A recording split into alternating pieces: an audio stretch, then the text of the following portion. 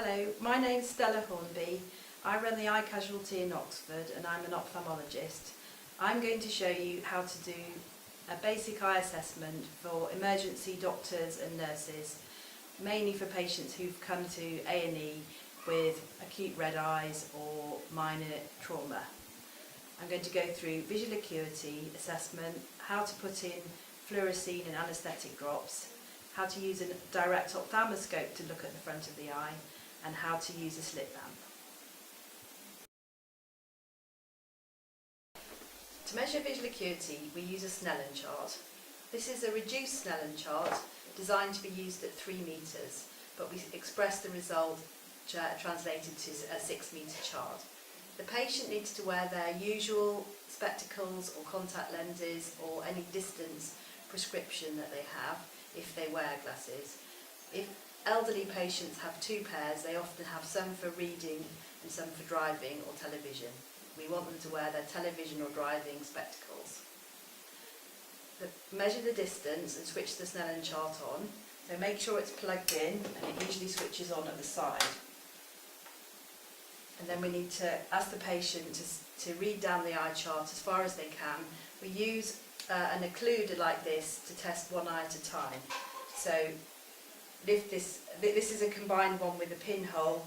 Lift it up, the patient looks through this hole, reads down the chart as far as they can, and then we've got the Snellen 6 metre equivalents marked on the side.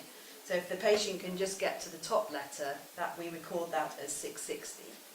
This line at the bottom is 6.6, which is normal vision, and in between it goes down to 660, 636, 624, 618, 612, 69, 66, and the bottom is 64, which is better than normal vision. If the patient can't see the top letter on the eye chart, bring them closer to the chart, and if they could see the top letter at half the normal distance, you record that as 360. If they can't see the chart at all, then you can see if they can count fingers at 1 metre. If they can't see count fingers, wave your hand in front of their eye, see if they can see that. That's recorded as hand movements. If they can't see hand movements, shine a bright light in their eye and see if they are able to perceive the light or not. So that's either light perception or no light perception. So this is how you would measure a patient's visual acuity. Are these your normal distance spectacles? Yes. Can you see the eye chart over there? I'd just like to see how far down the chart you can read. Okay. Can you put that over your nose and then look through that little hole and read as far down the eye chart as you can, please? X, D, F, H, P, T, Z, A, N. Thank you very much. So that's 6.4. And then I'll turn that round and do the same with your other eye, please. X, D, F, H, P, T, Z, A, N. Good, very good. So that's excellent. Now, if we pretend that you'd come to A&E because you're a contact lens wearer who had a sore eye, you wouldn't be wearing your contact lenses. So if you could take your glasses off, and let's do your vision without your spectacles. We'll do that eye. What can you see on the eye chart without your spectacles? Can you see the eye chart? Yes. U, A, Z, N, F, D, T. Very good. So that's 6 over 7.4. And then this one. U, A, Z, N, F, D, T. Very good. And then if we use the pinhole, does that make it any clearer? Any more lines on the chart? X, D, F, H, P, T, Z, A, N. Very good. So we would record that as 6 over 7.4 unaided, 6.4 with a pinhole. So that's normal vision. The way a pinhole works is it corrects some of the blur due to an uncorrected refractive error. So if somebody normally wears contact lenses or spectacles, a pinhole will improve their vision. It usually only improves it by 2 lines on the chart. So if it does improve with the pinhole, that implies that at least some of the loss in visual acuity is due to an uncorrected refractive error. I'm now going to show you how to examine the external eye which you usually have to do if somebody has an acutely red eye or they think they've got something in their eye. You can use a direct ophthalmoscope for this. First of all, look at the patient's face and have a look at their eye from the outside in. So look at the lashes, the conjunctiva, the cornea, which should be a nice clear window of the eye, and the pupils, and you should be able to see the details of the iris. Now, to examine the conjunctiva, you can get the patient to look up, and then there's the bulbar conjunctiva, which is on the eyeball itself, and the tarsal conjunctiva, which is on the inside of the lids. Now, if you look down, you can lift the upper lids up and examine the superior conjunctiva.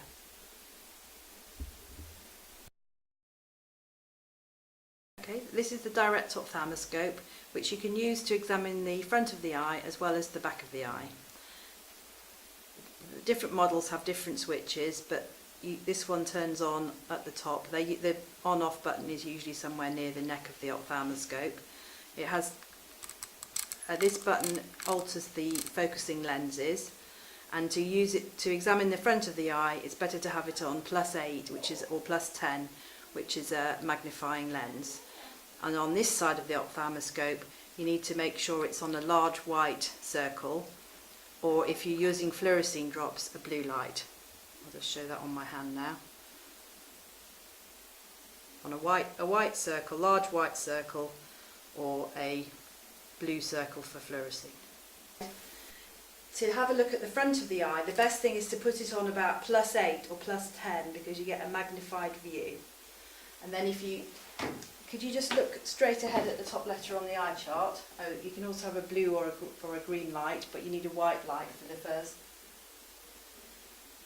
And then as you come in, you can see a magnified view of the lashes and the lids, and you can see the conjunctiva and the cornea. That's that eye. And I can see this eye. Now, in any patient with a red eye, it's very important that you put fluorescein drops in, because this will pick up any epithelial defects. So I'll just open this one. This is a combination of fluorescein and proximethicane, which is a local anaesthetic.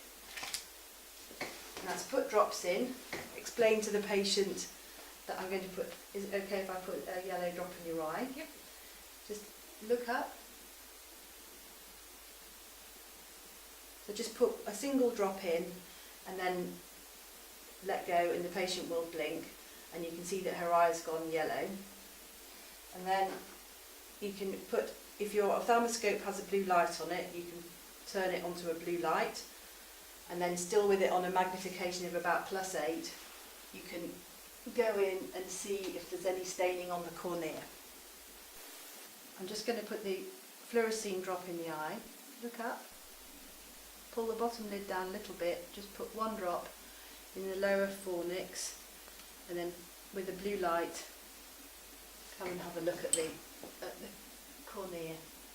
And I'm looking for any yellow spots or white spots on the cornea.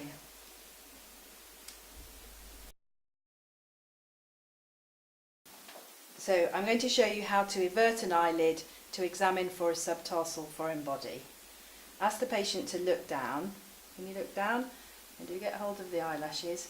There's a skin crease which is normal in the upper lid. If you have a cotton swab, you can put a little bit of counter pressure there and then just evert the eyelid like that.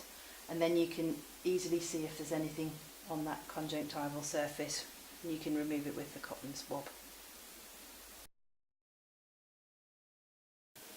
This is the slit lamp, which we can use to examine the front of the eye in much more detail than just with the direct ophthalmoscope. There are different models, but they have to be plugged in. Usually they switch on down here, and a green light should come on here. If it doesn't, the usual reason is that it's either not on at the plug, or this electrical cable here has come out. So just push it in and make sure it's fully in, and that the green light's on. It's a good idea to make sure that the chin rest and the forehead band are clean. Now I have to get the patient into the right position. To raise the whole table up and down, in this model you press the lever under here, and this will allow the table to come up. Could you put your chin on the rest and your forehead against the bar, please? Now this line on the slit beam, on the slit lamp, is to show you where the patient's eye should be aligned. You can raise or lower the chin by moving it like this, and that's about right. So you want the patient comfortable with their forehead against the bar and their chin on the rest. Is that okay for you? They can put their hands on either side if they want to. These are the handlebars here. And now, these are the eyepieces that I'm going to look through, and you have to adjust them for your own interpupillary distance. The light comes down this column and is shone reflected on a mirror onto the patient. You can have a blue light or a white light. We'll start with the white light. It's better to have the patient looking straight ahead. Often it's best to get them to look at your ear with the other eye, not the one you're examining. And then you can alter the magnification here. So we'll start on low magnification and then move on to high magnification. It's always better to start with low magnification because you can miss things on high magnification because of the reduced field of view.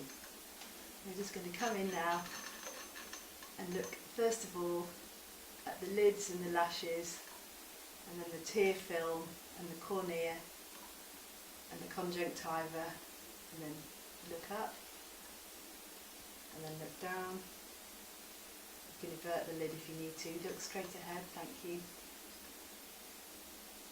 You can make the slit beam narrow or wide. It can give you a different view. And then magnification here. And you focus by going in and out with this joystick, and you can go up and down with this joystick as well. So that's down and up. And if it looks blurred, just try going in a little bit and out. And it's better to have the slit beam slightly at an angle and away from the patient's nose. To look for cells in the anterior chamber, it's better to have it on a very bright light. You can alter the brightness of the light here on the short slit beam and high magnification. This is the usual one, which has a slight filter on it to make it more comfortable for the patient. That's very bright, that's sort of medium, and that's less bright.